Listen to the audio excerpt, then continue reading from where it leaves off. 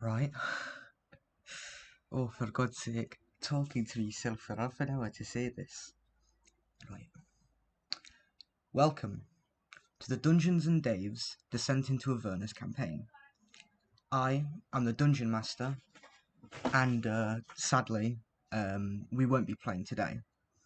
However, I decided that I might as well explain a few things about what has happened before the events of what you will see.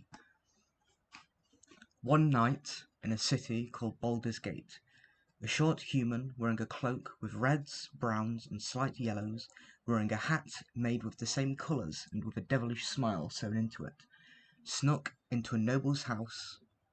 The human was holding a wooden staff with a ruby floating in the centre, and they were being followed by a black cat. After sneaking into the building, they let off an explosion, killing the people inside and leaving the estate in disarray. Guards rushed from all over, arresting the human as well as a few passerbys. The passerbys consisted of a tall human with slightly pointed ears wearing all black and carrying two long swords on their back, a dragonborn clad in leather armour wearing a battle axe, a tiefling wearing leather armour and carrying a quarterstaff, and a tall purple tiefling wearing commoner's clothing and carrying a short sword. They were all thrown into the same jail, and after a night or two they were contacted by the head of the guard, Captain Darmin Zodge. The party met with him outside of Baldur's Gate, seeing plentiful refugees from the now sunken El Terrell, a magnificent city that vanished a few days ago.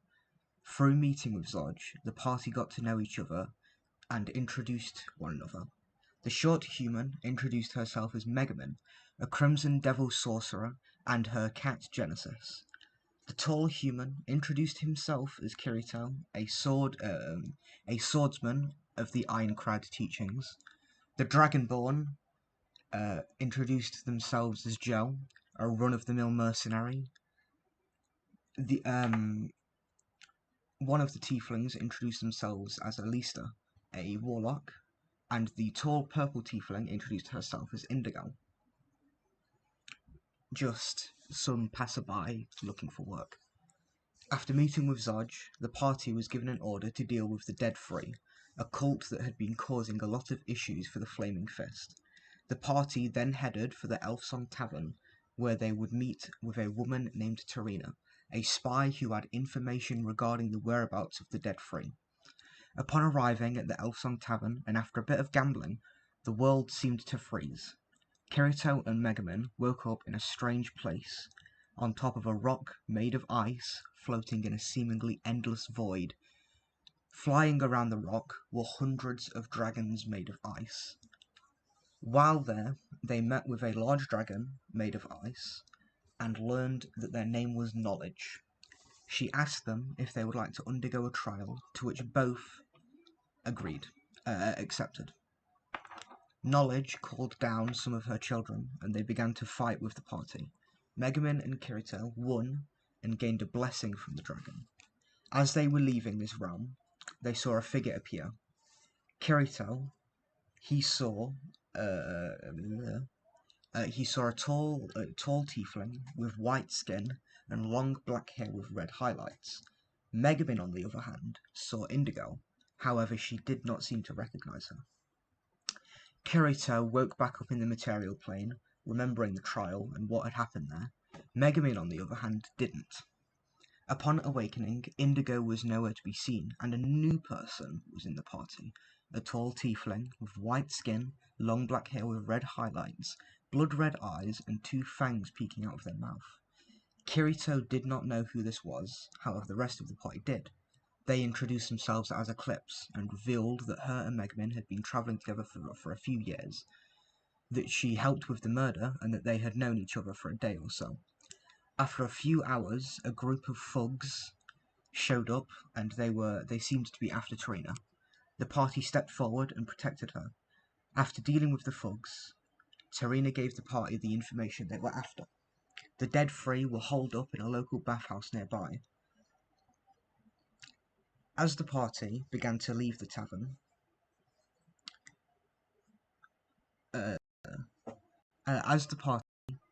began to leave the tavern, a figure appeared. A slightly short human with slightly pointed ears, wearing red and white clothing and having two rapiers strapped to each side of her waist. She introduced herself as Astrid, a general of the group called the Vampire Clan, and was Eclipse's boss. After talking for a little while, the party headed out for the bathhouse. Upon arriving at the bathhouse, the party discovered a hidden passage leading into a cavern. After exploring the cavern and dealing with most of the dead free, Eclipse was knocked unconscious. Megumin was able to stabilize her, and she was in no mortal peril. The party continued through the cavern and found an old woman who led them down a hidden path and further in.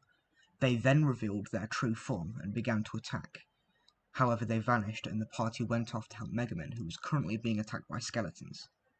After helping Megumin, the world froze once again, and Kirito was met with a choice. After choosing, he was transported onto an island in the middle of nowhere, surrounded by a purple, void-like ocean. On one side of the island, there was a figure sat at the edge, and next to them was an extremely larger than average pseudo-dragon. After talking, the figure began to attack Kirito. Kirito then saw what they looked like, almost an exact replica of Eclipse.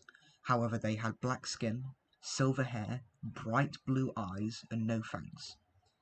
After the battle, the figure said a few words and vanished, leaving behind nothing but a sickle engraved with a name, Ruria. After that, Kirito was thrown back to the material plane and was back in the cavern. The party continued moving forward and met with a large brutish fellow called Mortlock Van Famper, who asked them for help. The party, after a short rest, agreed to help him. After waking up, Eclipse seemed more defensive over Megumin. The party dealt with the last of the dead free and was tipped off that Mortlock's brother may have something to do with all this, and they were pointed towards the Low Lantern, a tavern near the edge of town. After exiting the cavern, the party was met by a few cultists of Tiamat. After talking and avoiding a fight, the party continued forward. Eclipse asked Kirito if he could help her search for a good blacksmith so that she could buy a longsword from them. Kirito agreed and the party split up. While searching, Eclipse apologized for the way she acted earlier. Kirito then shared some information he had, mainly asking what Eclipse knew about the name Ruria. Eclipse told him that it was the name of the village that she came from, but that it was also the name of the hero that created that village. After hours of searching, Kirito and Eclipse took a break and met with Astrid, who exchanged some words with Eclipse and gave her 2 bags and a note. Inside the bags were materials to make a magic item. After talking to Astrid, Eclipse reintroduced herself to Kirito as Oriana, and said that she knew someone who could turn these materials into a sword.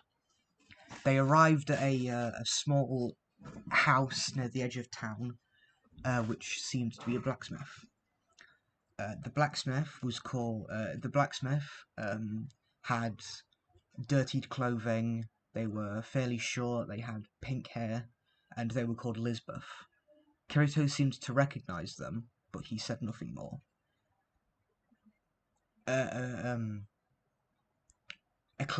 Oriana went into one of the back rooms and came out dressed in new clothing, similar to Astrid's clothing, but with purples and blacks instead of reds and whites. They gained the sword, and they returned to their Elsong tavern along with the rest of the party. The next morning, they all began to head to the Low Lantern.